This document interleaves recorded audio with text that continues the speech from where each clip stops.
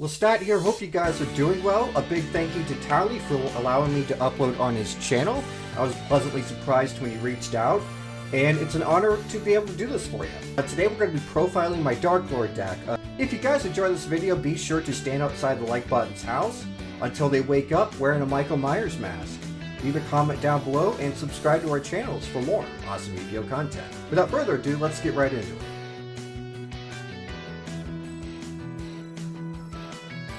We are playing Triple Indulge Darklord. This is a starter card for the deck.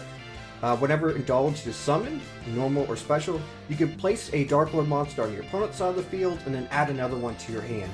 The only restrictions are they have to be different levels, and you can't activate other monster effects except for fairies for the rest of your turn, which isn't really that big of a deal. I would cut this down to 2 and play 3 Diviner of Heralds, but I only have access to 2 at the moment.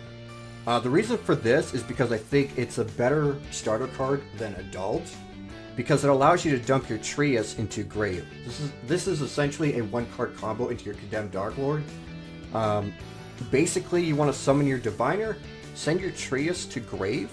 Trias effect activates, allowing you to tribute your Diviner of Herald, and then this will special summon out from the graveyard. Then Diviner's effect will activate, allowing you to special summon a level 2 fairy from your deck, and then you can just link those off into your Condemned Darklord.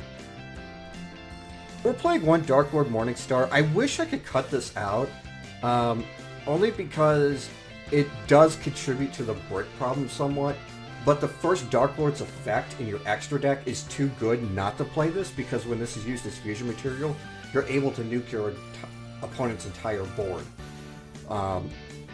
So yeah, this card does come in handy sometimes, especially if you're going second.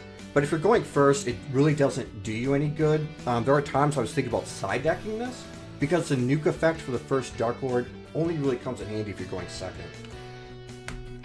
We're playing Triple Darklord Ishel. It's your main draw source of the deck. Also, she allows you to pay 1,000 life points to apply the effect of a Darklord spell and trap from grave. You're primarily going to be using the banishments from grave to keep your searches going. We're playing 2 Darklord Superbia. You don't need to max out on this because we have so many outlets to get it to grave, but this is one of your primary combo pieces, because whenever you activate Contact, which is arguably the best spell in the deck, this allows you to special summon another fairy from the grave when it's brought back from the graveyard. So it essentially extends your plays. Also, we don't play one of this. I wish we could, but with playing Pot of Desires, we run an increased risk of banishing it. We're playing one Darklord Nastin as our extender. This is the only other Darklord I play where it applies effects, because if you run the other high-level Darklords that allow you to apply effects, there's a higher probability that you're going to break. Also, we only play one Nastin because pitching 2 cards from a hand is making you lose hand advantage. We want to have hand advantage. And we only need to apply 1 or 2 spell or trap effects per turn. We don't need to go all out and or deplete our life points. We're playing one Capricious, one Ukabak. This is the primary card that you'll be summoning with Indulged. She does allow you to tribute summon on your opponent's turn, but also when this leaves the field, your opponent's monster loses 500 attack and defense for each fairy monster on the field. Giving your opponent a monster with Indulge isn't that big of a deal, because we do play Super Poly, which allows us to go quickly into our first Darklord. And then we're playing one Darklord Ukabak because it's pretty much an in-archetype Diviner of Herald. It allows us to send a Darklord card from deck to graveyard. So for hand traps, we're playing Triple Diviner of Herald. If you're playing a fairy deck, it's a generic hand trap. I don't know why you wouldn't play it. It helps you deal with pesky monster effects. It's a quick effect. So yeah. And plus it's not restricted with Indulged Darklord's effect. Then we're playing Triple Ash Blossom and Joyous Spring. Best hand trap in the game in my opinion. I don't know why you wouldn't play it. Getting into spells and traps, we're playing Triple Darklord Contact. This card is arguably the best card in your deck, because even if you somehow lose advantage, this card will allow you to make a comeback. This card is essentially a monster reborn, so pretty much when you activate this, you bring back Superbia and then another Darklord. monster, and then you just keep comboing off from there. One Foolish Burial, again, it's another outlet to get Superbia into grave. Triple Banishment of the Darklords. This card is your main searcher. I do think that Darklords need a Link monster that can search this out. Because if you don't see this for contact, you're going to struggle with your game. One Called by the Grave to counter hand traps. We're playing Triple Pot of Desires. I know a lot of people don't like Desires, but we don't play Allure because we do play light monsters too, and we want to be consistent with the draw power, and I feel like Desires is the best card to play. Now you can't cut this down to 2 and play 1 Upstart. It's really just preference at that point. One Card Destruction. This deck does once in a while struggle with bricks, and I feel like Card Destruction solves that problem. Plus, it could ultimately screw your opponent. We're playing 2 Valhalla Hall of Fallen. I'm playing 2 of this because any time that we open up the starter in this, it allows us not to use up our normal summon. So this allows us to gain more of an advantage. Now, if you don't like this card, you could play Celestial Transformation because it's not a hard once per turn, and the only restriction is the attack points of your monsters have, and it's destroyed during the end phase, which it really doesn't matter because you're going to be linking your monsters off anyways. We're playing Triple Super Polymerization. This is somewhat of a fusion-based deck. Typically, you're going to be ending your board on an Appaloosa and then like a fusion monster. Plus, with Despia being somewhat of a thing in the rogue category, this is going to come in handy. For the traps, we're playing 1 Enchantment. This is pretty much a mind control.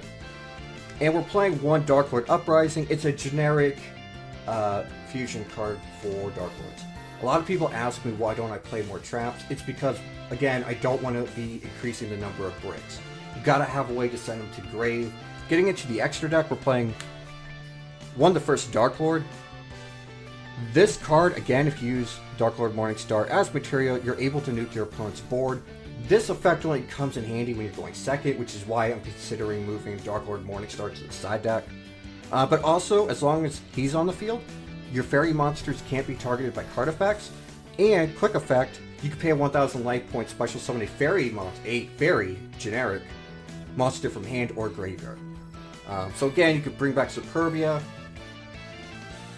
which allows you to bring back another monster, plus you have contact, so you can essentially do that twice per turn. For the generic Super Poly targets, we're playing 1 Starving Venom, 1 Dragostapia, and then, unfortunately, I'm not even going to attempt to pronounce this guy's name, but this takes 3 Dark Monsters. So these are your generic Super Poly targets. We're playing a Train Engine, Gustav Max, and 1 Libe. This does come up. It's really good for going second. So let's say if you Tribute Summon Morningstar, you can bring out 2 Ishels from your deck, and then go into this, inflict 2,000, and then stack this on top of this, and then that's potentially game. We're playing 2 Condemned Darklord. To be honest, you only probably need 1, but this is pretty much another Rhoda. Also allows you to tribute summon your fairies by banishing any monster from your graveyard instead. Also, during the end phase, you gain 500 life points for each fairy monster on the field. You can take one of these out for like another generic fairy link, like Herald of Mirage Lights or Night Lord Parsaf. We're playing 1 Appaloosa. This is, again, one of the main cards you'll be going into, along with your first Darklord. It's good to have monster negates. 1 Underworld Goddess. In my opinion, she's the best Link monster in the game right now. She's a Kaiju, she's a skill drain, she can negate special summons from the graveyard. In my opinion, she's too good not to play. Plus, when it comes to mid to late game, this card often bails me out. 1 Verte. Generic Super Poly. 1 Masquerena. We are playing the Nightmare Unicorn and Phoenix. So, pretty much generic Link monsters. And then we're playing 1 Borosword Dragon for the OTK. I did prepare a side deck for you guys, which I will get into. We're playing 1 Barrier Statue of the Abyss. We are playing mostly a dark monster deck, so this was something I was testing out. For monster removal, we're playing 2 Lava Golem. Again, this deck is kind of slow compared to the rest of the metagame, so we are playing 2 Mystic Mine, sue me, 2 Dark Ruler No More, we're playing 2 Twin Twister, and 1 Harpy's Feather Duster for spell and trap card removal, 2 Evenly Matched, so we're pretty much playing 2 ups in the side deck, 1 Skill Drain, 1 Imperial Order, and 1 Red Reboot. So that's it for today's deck profile. I hope you guys really enjoyed it. Again, a big thank you to Tally. I was really surprised when you messaged me, and it's an honor to be able to do this for you. If you guys enjoyed this video, be sure to stand outside the like button's house until they wake up wearing a Michael Myers mask. Leave a comment down below and subscribe to our channels for more awesome Yu-Gi-Oh content.